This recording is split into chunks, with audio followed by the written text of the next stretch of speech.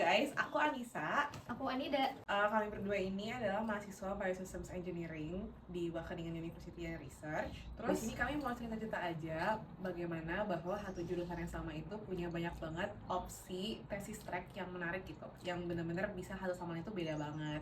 Dan buat menunjukkan juga bahwa Wageningen itu sangat fleksibel dalam pendidikannya.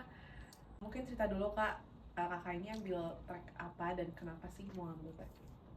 Aku sekarang lagi ngambil track Farm Technology atau Agricultural Biosystems Engineering.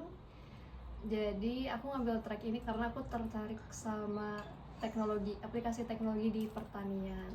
Iya Kak, Nida ini masuk tesis track yang paling famous ya di jurusan kita, karena kebetulan jurusan kita tuh banyak banget petani Belanda gitu yang emang keluarganya punya bisnis turunan dia bidang agriculture gitu. Nah kalau aku sendiri aku ngambil bidang Operation Research and Logistics atau ORL. Ini nggak se-famous itu karena dia emang main jurusannya tuh biasanya Sustainable Supply Chain. Regardless, ngapain aja tuh di jurusan di tesis track itu? Jadi di tesis track aku tuh sebenarnya banyaknya course kayak machine learning, deep learning, terus robotics juga ada. Tapi emang pengaplikasiannya fokus di agrikultur. Jadi misalkan robotik tadi tuh ada praktikal, tapi praktikalnya itu kayak misalkan ngeprogram robotnya terus buat panen buah-buahan kayak gitu dari pohon. Wow. Jadi ya menyenangkan, nggak terlalu nge-lab yang kayak kimia banget atau gimana gitu. Menarik banget sih. Iya, aku juga ngambil tesis track ini karena tadi kan males nge-lab. Kalau aku juga banyak programmingnya. Jadi jurusan kita itu terkenal dengan heavy programming and heavy math compared to other jurusan di WUR ya. Karena di WUR itu emang dia sangat application based, jadi kebanyakan tuh nggak terlalu banyak gede di teorinya compare tuh kayak Groningen atau TU Delft. Terus di aku pribadi aku juga banyak programmingnya optimisasi buat supply chain network dan logistik. Tapi kalau aku buat tesisnya nggak harus bounded to agriculture things gitu sih, karena emang kebanyakan program ORL itu nggak kebanyakan juga sih, kayak dia banyak offer program-program tesis lain gitu, dan nggak apa banget walaupun aku dari jurusan Biosystem Engineering untuk ngambil tesis di situ. Although kita juga masing-masing tesis track itu kita harus follow courses yang beda ya kak. Kamu tadi follow apa aja berarti? Aku yang tadi aku sebutin sih. Aku follow machine learning, deep learning sama robotics. Tapi sebenarnya robotik ini nggak terlalu kepake buat tesis aku. Oh gitu. Yang lebih kepake tuh remote sensing. Remote sensing tuh dari chair group atau kelompok keilmuan yang lain. Ya. Tesisnya ngapain kak? Sekarang aku tesisnya kayak bikin model prediksi biomasa tanaman barley dari data spectral imaging. Spectral imaging tuh ya salah satu data remote sensing gitu lah ya, dan juga data lidar. Jadi aku main sama 3D point clouds. Semoga mengerti. Bayang gak sih, aku sejurusan aja, aku tuh gak ngerti Anina ngomong apa. Kayak beda banget ya, karena aku di Operation Research itu aku following coursesnya itu ada material flow analytics, terus decision science for technology, dan juga non-linear decision science. Itu lebih banyak ke heavy math, optimization gitu-gitu compare untuk programming kayak gitu sih. Cuman emang kayak apa ya, jurusanku juga bisa benefit dari machine learning, cuman again Wageningen itu fleksibel banget, jadi tergantung kita tuh pengen ambil arahnya kemana gitu. Kalau aku pribadi, aku nggak terlalu tertarik sama yang heavy deep programming itu, makanya aku ngambilnya ke arah yang nggak ke arah machine learning kayak gitu-gitu sih. Iya. Gitu. Iya. Tapi tadi disebutin juga kalau kelas kita yang ambil buat tesis ini beda-beda, kita juga punya required courses kan ya. Makanya itu kita bertemu. Kita punya yang pertama itu ada Biosystems Design, habis itu ada Analysis of Innovative Biosystem, terus yang ketiga ada Modeling of Bio-Based Production System. Itu belajar apa aja tuh kita di situ?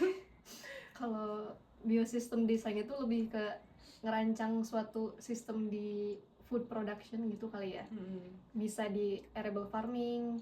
Arable farming tuh kayak pertanian lahan terbuka atau di greenhouse, peternakan, perikanan, pokoknya semua bidang agrikultur kita rancang dari awal gitu, kayak ketemu stakeholdernya dulu, terus cari tahu kebutuhan mereka tuh sebenarnya apa, masalah yang mereka hadapi apa, dan kita dari situ mulai kayak mapping nih apa yang bisa kita address dengan keilmuan kita gitu. Dulu kamu project case-nya apa ya di matkul itu? Aku Arable ya kamu tuh? aku arable farming, Iya. apa Apel ya? ya?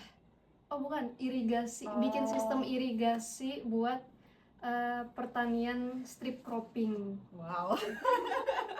Apaan tuh? Jadi strip cropping tuh arable farming, cuma tiap plotnya tuh kan misalkan satu garis itu dibilangnya satu plot itu. Oh, oke. Itu kan satu tanaman, terus sebelahnya lagi tuh beda tanaman, terus sebelahnya lagi tuh beda lagi tanaman, terus berulang kayak gitu polanya. Jadi kayak emang tujuannya buat ningkatin biodiversitas tanah dan ekosistem di sekitar lahan pertaniannya itu. Bener sih, karena monoculture itu tidak bagus untuk lahan pertanian. Ya, jadi to be noted, di jurusan kita itu emang agriculture itu lebih kayak modern agriculture ya, yang udah moving to automation, penggunaan AI, machine learning, habis itu juga greenhouses itu populer banget, dan bahkan sebenarnya dari seluruh dunia itu kalau mau belajar greenhouse itu belajarnya ke Wageningen. Dan kita punya dosen kayak kita bilang ini kayak the greenhouse guy, kayak bener-bener dia tuh buat buku tentang greenhouse technology apapun, dan kalau kayak dosen-dosennya passionate banget gitu tentang greenhouse, kayak bener-bener detail banget in physics dan lain-lain tentang ngebahas how to optimize agriculture in a modern way gitu. Karena emang di Belanda itu kan labornya mahal, jadi biasanya kalau farmers itu lebih prefer untuk menggunakan mesin daripada nge-hire labor gitu sih. Terus kalau aku sendiri dulu karena aku emang gak tertarik ke agriculture, di mata kuliah Biosystem Design itu aku belajar case aku tentang penggunaan carbon untuk greenhouse, again greenhouse lagi. Jadi waktu itu kita targetin kayak menggunakan carbon dari composting facility gitu, terus mau dialirin ke greenhouse gitu. Itu kayak buat project renewable greenhouse or something gitu. Karena greenhouse walaupun dia modern, dia juga menggunakan banyak sekali energi untuk cahayanya, terus untuk suhunya, CO2 dan lain-lain. Tapi it was interesting sih, karena kita waktu itu punya excursion juga ya kak. Kita kemana tuh? Kita waktu itu ke tujuan utamanya sebenarnya ke Rotterdam, tapi kita visit ke beberapa company yang ternyata ada ya company kayak gitu. dulu yang kita tuh paling aneh. Jadi kita tuh dulu kemana aja ya selain yang itu? Pokoknya yang paling outstanding tuh peternakan sapi di atas sungai. Iya, jadi floating farm. Jadi ceritanya mereka tuh pengen bikin farm di atas laut karena lahan pertanian semakin menurun. Tapi itu aneh banget karena tapi kalian bisa Google ya, beneran namanya floating farm. Terus inget banget waktu di sana tuh kan di teman-teman kita tuh banyak banget yang farmers juga, peternak sapi juga gitu-gitu. Terus bener-bener argue-nya a lot gitu, kayak gimana kalau bisa, bukan emangnya sapi nggak stres, emangnya sapi bisa dipaksa makan kompos gitu-gitu. Karena sapi itu dan hewan peternakan itu biasanya cukup spesifik gitu sama apa yang pengen. Terus waktu interesting juga gak sih sebenarnya si floating farm itu konsepnya sih menarik. Soalnya itu di atasnya kayak peternakan, tapi di bawahnya ada tempat pengolahan pakannya, terus ada apa sih? Ada ini greenhouse microgreens gitu sih. Iya, ini integrated, cuma ya unik aja. Iya, cuman kayak terus ke Flickworth ya? Oh iya, Flickworth. Ya, Flickworth Vision itu waktu itu ngerjain greenhouse juga buat otomasi. Kalau Flickworth tuh dia bikin mesin kayak potato sort. Oh iya. Dia ada kita dapat botol minumnya. Botol minumnya. Mau iklan dulu. Kita dapat botol minumnya. Jadi semua student di jurusan kita pakai botol minum ini. Iya, sorting potato ya. Iya. Kalau nggak pakai machine learning gitu, dia identify ukurannya sama apakah dia ada rusaknya. Terus nggak cuma potato doang, sebenarnya waktu itu kita lihat visit pabrik untuk onion sorter juga. Terus kalau di Spain mereka pakai buat orange gitu. Menarik banget sih. Terus itu dibuat sama alumni kita jurusannya. Terus aku dulu bingung kan, kayak kenapa ini penting? kenapa harus ada alat potato sorting? Terus ternyata katanya emang sebelum ada alat ini potato itu di sorting pakai tangan. Iya. Iya ya, gitu ya. Iya, sebenarnya ini kayak teknologi yang diada-adain, cuma ya itu karena harga labor di Belanda tuh lebih mahal banget. tinggi. Perubahan itu pas periode 1 ya, pas 2 bulan pertama itu September dan Oktober. Habis itu pas kelas sorenya itu kita modeling QAB ya, quantitative analysis. Itu juga kita bikin kayak scenario analysis gitu-gitu, terus nggak terlalu gede di math-nya sih menurut aku. Bener. Jadi kayak periode 1 tuh banyak kan belajar desain. Iya, konsep juga sih sebenarnya, lebih ngedesain sama ya modeling sederhana tapi di Excel. Iya, pakai Excel doang. Nah, periode 2 kelas wajibnya ada modeling of bio-based production system. Itu gede banget di modeling, terus kita pakai modeling in Python juga. Terus banyak dari kita tuh yang belum bisa programming sama sekali. Kita waktu itu ngebahas tentang apa?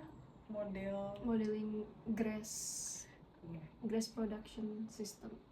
Ya, pokoknya intinya modeling buat ningkatin yieldnya dan rumput dan nyari tahu kapan waktu harvest yang ya optimal gitulah ya. Kita bahas wateringnya juga nggak sih? Enggak ya? Oh iya, bahas ya. Kita ngebahas kayak retention, kayak berapa lama air ada di layer 1, terus kapan diturun ke layer 2, kapan di layer 3. Terus sebenarnya waktu aku lihat modelnya tuh, kita waktu S1 udah belajar ya sebenarnya sigmoidal kayak growth. Oh iya. Cuman kayak aku ngerasa di sini tuh bener-bener kayak in depth banget. Waktu examnya yang menarik ada soal-soal tentang harusnya tentang modeling, tapi ini lebih ke fluida gitu ya. Iya, fluida yang dynamics. Kita pelajarin di S1. Iya, kayak ada Reynolds number. Cuman aliran turbulen sama laminar. Tapi sebenarnya kayak walaupun misalkan belum belajar itu pas S1, tetap bisa jawab gitu soalnya ya. Karena ada kayak apa ya? Triggered aja. Triggered kembali mengingat Reynolds number sama dengan rho devi per mu. Kadang tuh ada yang kayak kelasnya susah, terus ujiannya tuh manageable nggak sih menurut kamu? Karena mungkin gue lebih nekenin di practical sama assignment sehari-harinya gitu kali ya. Dan waktu ujiannya lebih ke ngetes tentang pemahaman kita tentang konsepnya gitu. Jadi kita tuh di kelasnya tuh ada selain lecture juga ada practical. Itu kalau misalkan tergantung kelasnya apa ya, waktu kita practical programming, habis ada juga assignment yang emang dicek dulu. Kalau yang di MBPS ini atau modeling bio-based production system itu kita di oral test ya. Jadi pas assignmentnya tuh kita abis hasil uji tugasnya, terus kita dicek gitu kayak kamu ngerti nggak, kamu bisa jelasin nggak, kayak gitu. Iya. Itu stressful banget sih. Stressful karena dalam 1 minggu tuh bisa 2 kali pengumpulan assignment gitu. Terus ya di waktu itu juga kita dites. Itu lumayan challenging. Terus waktu ujiannya jadi lebih gampang karena kita udah ke-build gitu kan, jadi nggak ada sistem SKS, terus beneran paham gitu. Terus tapi dosennya itu emang nggak semurah nilai itu juga, jadi kayak dan cukup detail gitu dalam penilaiannya. Kayak misalkan bahkan sesimpel kamu nulis kalimat kepanjangan gitu, mereka tahu bahwa kamu berarti nggak bisa menjelaskan itu dengan baik gitu, terus itu bisa dikurangi nilainya kayak gitu. Terus udah deh, abis 3 mata kuliah itu kita ngambil electives apapun tergantung thesis track. Terus kita juga punya 2 electives bebas. Selain semua itu, kita tuh juga punya kelas wajib namanya Academic Consultation Training. Nah ini 1 periode, isinya tuh jadi kayak konsultan project gitu ya, digabung sama jurusan-jurusan lain. Aku belum ngambil. Kalau kakak dulu ngambilnya project apa? Ngambilnya sebenarnya pas aku baca kayak formnya itu, deskripsinya, mengembangkan nature-based solution di Friesland. Itu tuh salah satu provinsi yang ada di Belanda. Nah, nature-based solutionnya ini dikembangin sama kooperasinya kayak ya di Friesland itu. Terus kayak nge-manage petani-petani yang di sana, terus nyewain lahan mereka biar bisa dipasangin solar panel supaya bisa ngehasilin energi. Terus supaya bisa airin juga. Airin maksudnya kayak di rewetting, karena itu tuh dia bilangnya bukan kering juga sih, cuma pencegahan biar karbon dioksidanya nanti nggak naik, karena itu tuh lahan peatland gitu. Oke. Rawa, ya. Rawa. Rawa, iya. Jadi makanya harus diairin biar nggak ngeluarin karbon dioksida di masa yang akan datang. Menarik. Tapi ternyata agak tertipu.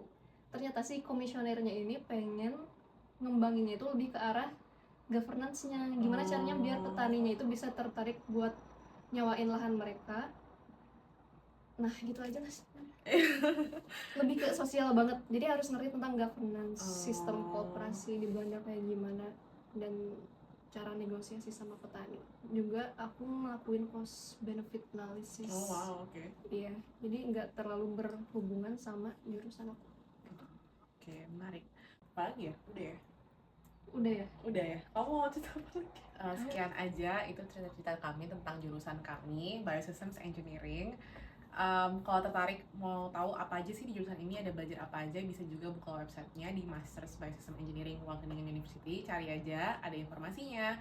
Atau kalian juga bisa hubungi kami di PPI Wageningen, di channelnya di Instagram, di YouTube. Oke, sekian, see you next time, dadah.